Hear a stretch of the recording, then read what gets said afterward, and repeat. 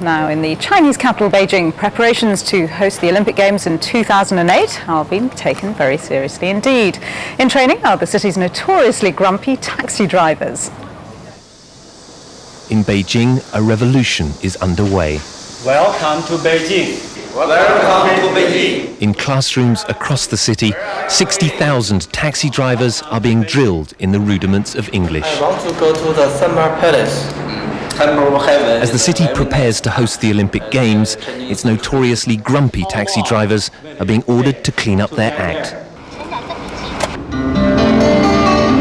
Slipping an English teaching cassette into his player, Jin Fengquan heads off on his morning rounds. Clean cut, polite, his car always immaculate, Jin is a model student. Greetings. There are going to be more and more foreigners coming to Beijing.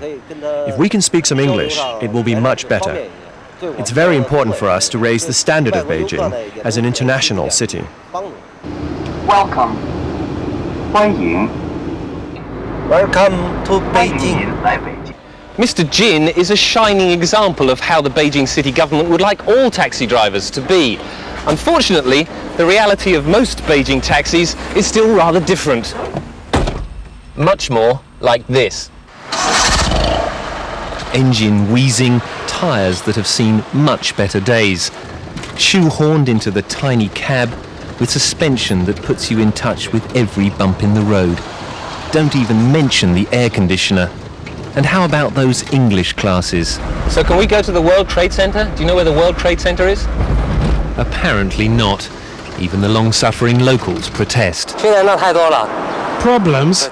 There are so many problems. The cars are all absolutely filthy. Sometimes the drivers don't even know where they're going. But spare a thought for the drivers. Working 13 hours a day, 7 days a week. Meals are grabbed on the hoof. Exhaustion is the norm. And now they're expected to learn English as well. For some it's too much. Every minute I'm away from my car, I'm losing money. But what can I do?